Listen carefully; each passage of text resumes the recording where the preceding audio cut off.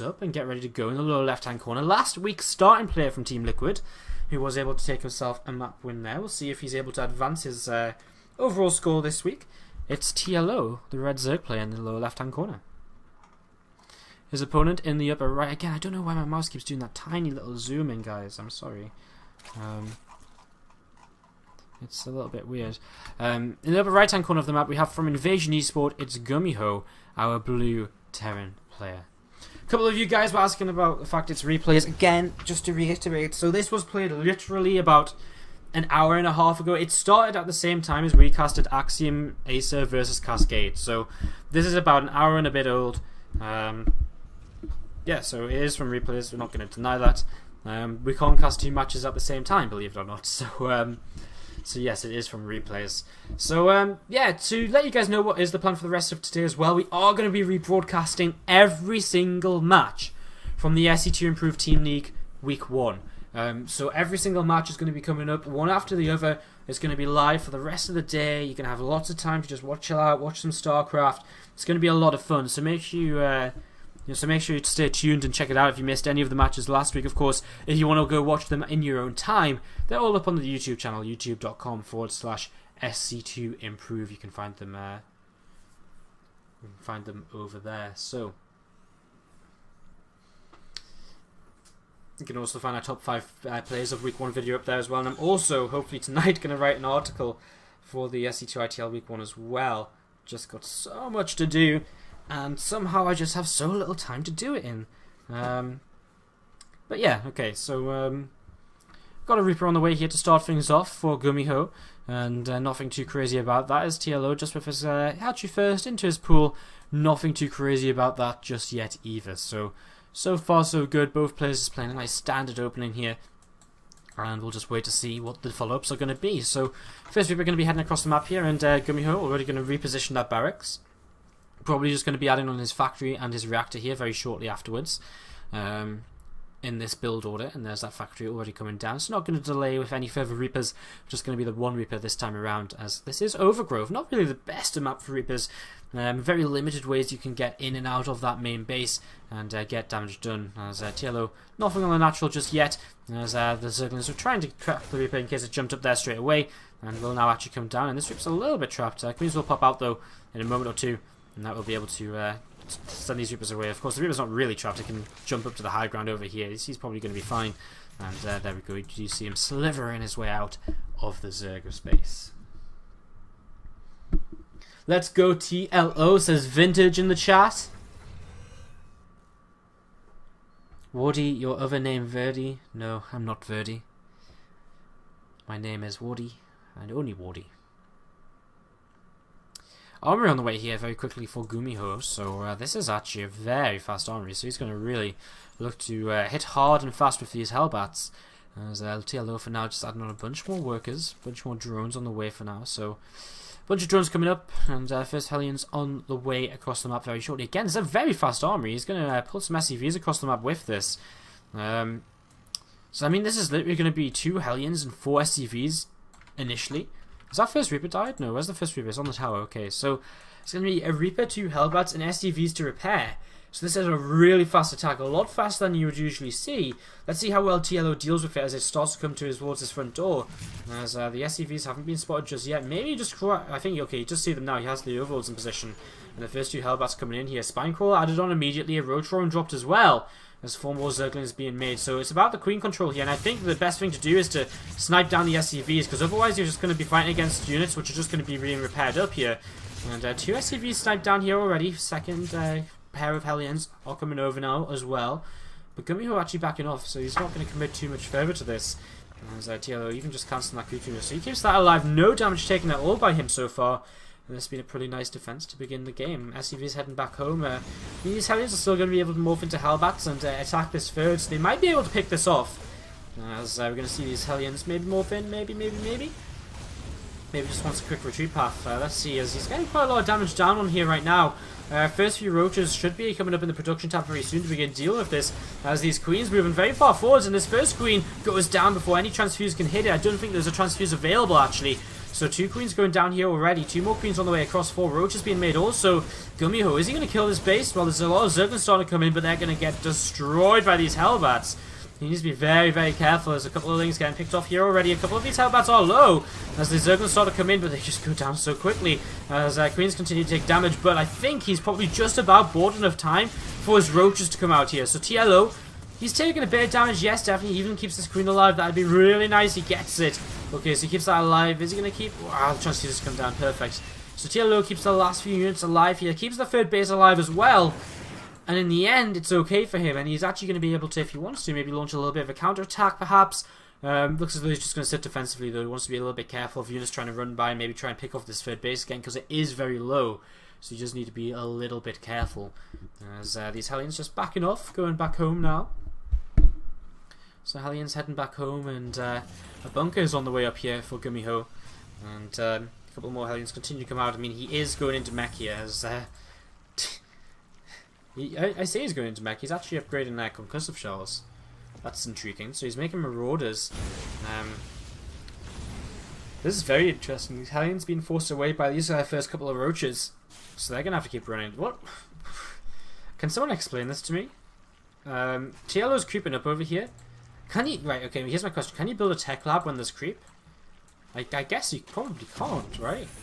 No, you can't. He's forcing the factories to live, so delaying the tech labs a little bit here. It's really nice. He's going to be able to pick off another SCV if he would like to. He's actually got more roaches coming in, so he's actually just going to fight against the hellbats. And just going to fight backwards here as a marauder comes in from behind as well.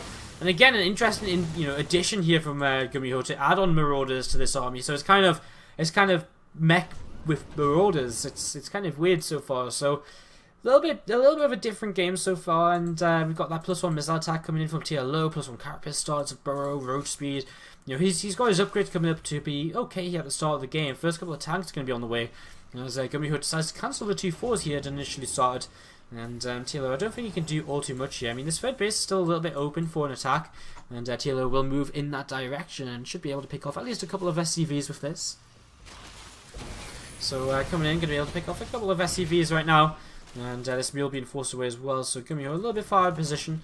And finally this overlord going to be turned away, and GuMiHo reclaims a little bit of his third base as Roach is going to run in towards these hellbats and marauders in the bunker. Not the most ideal place to be as a roach right now. So this mule and this SCV will go down. I mean, the economy is not bad for GuMiHo right now. He still has triple orbital against a 12 worker deficit, so it's about even. And he's got +2 vehicle weapons on the way, so his upgrades are actually really nice, as he adds on a couple of 4s as well. So he got a couple of tanks out initially. That's going to allow him to be very defensive against these first few roaches, which is great. And TLO's still being annoying. He's still trying to creep up his third base. He's burrowing roaches in position to stop this third base from being able to land. So he's really just delaying GuMiHo from really being able to set up his economy, from really being able to just get comfortable on his expansions here.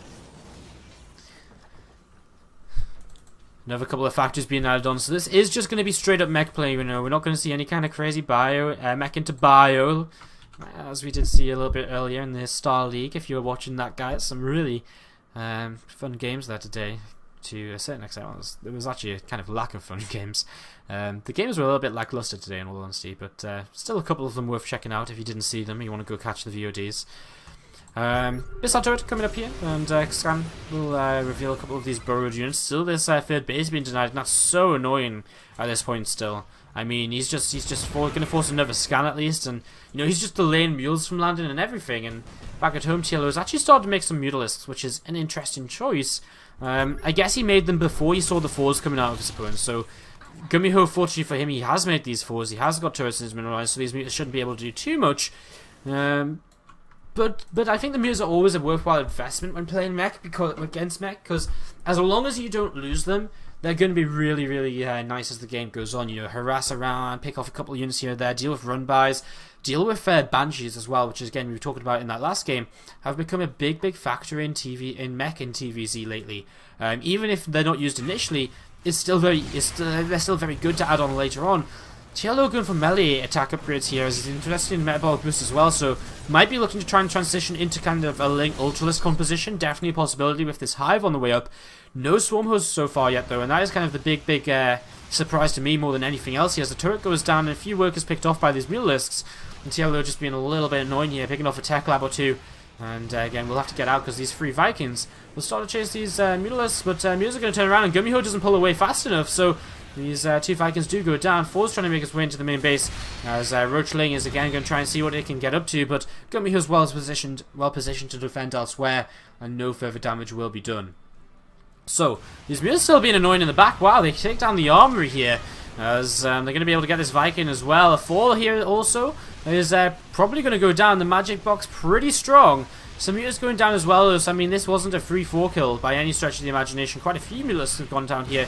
As again, TLO just trying to get something done, and he's actually going into high. He's going into Great Aspire here, so he's going to look to heading towards Broodlords, which is very interesting, and I mean, it's a very strong way to play, because with these early Mutalisks, I guess this is actually a really cool way to play, because with the early Mutalisks, you're going to be able to deal with the Vikings, and, you know, they're going to be, you know, they're being annoying right now, and having killed off so many Vikings already, it really allows for the Broodlords to be definitely, like, a viable option. A couple of Corruptors on the way to TLO, and he's a little bit more gas, and he's starting to set up his gas on the 5th base in the bottom right here.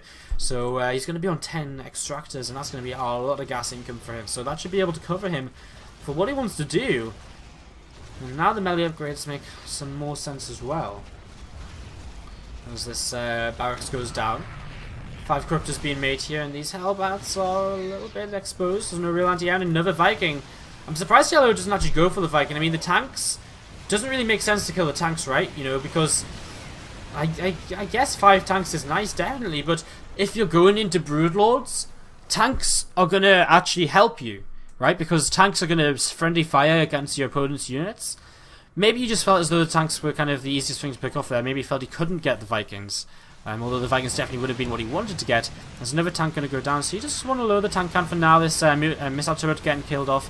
I mean, again, you can't really complain about killing tanks, as he's trying to actually kill off a depot here, so that these roaches can make their way through burrowed. And TLO, very multitask heavy style right now, attacking all over the place with Mutalisks, and not too sure about popping up that soon with the roaches. He really needs to hope the scan doesn't reveal these ones in the top side. And it looks as though GuMiHo will just not see those. So, turret will be added on, but how long will this army stick around for?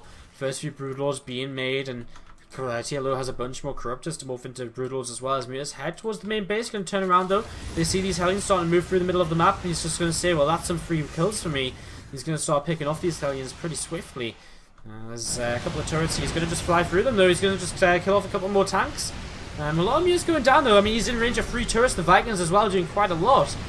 And as the Broodlord count continues to rise. 1, 3, 4 more in production. So going up to 7 Broodlords in total, guys. As got a few roaches thinking about coming in towards this base once again. These roaches did pop up over here. They've actually killed a few workers. 20 workers killed overall in this game by TLO. Don't know how many of those were just then from that group of roaches, but they definitely did a bit. They killed off the turret in the back while it was being built, and moving forwards now, the question is, I mean, GuMiHo just doesn't know about this at all. He has absolutely no idea there's Broodlords on the map. He's not been able to see anything. And, you know, he's got an okay Viking count. You know, he's got 5 or so Vikings, but, you know, when you consider there's kind of 10 Corruptors, there's 8 Mutalisks, he's not really going to have enough here. And he sees it now for the first time, and immediately he's going to be a little bit worried as these units, I mean, what do? He unsieges his tanks, because, again, he doesn't want the friendly fire. And the Broodlords moving a little bit further forwards here. He needs to be very careful, TLO, because a few shots will go off on these Broodlords straight away. As the Corruptors and Mutas are going to start flying forwards here as well, though. These 4s are going to start trying to, going to be very important in terms of dealing with these Corruptors so that more Vikings come out. But the Transfusers on the Broodlords, keeping them alive in the back here. As the Corruptors have dealt with the Vikings, now they're going to pull away. And there's just so many Queens still. As another Broodlord or two can be morphed in right in the face of GuMiHo. And these Broodlords are going to continue moving forwards here. Broodlord's going to keep dropping down, and Corruption being dropped as well to help with the DPS. These 4s are slowly working their way through the Corruptors, but I just don't think it's enough fast enough. And GuMiHo's just going to type out GG. Doesn't feel as though anything else can be done here. And the score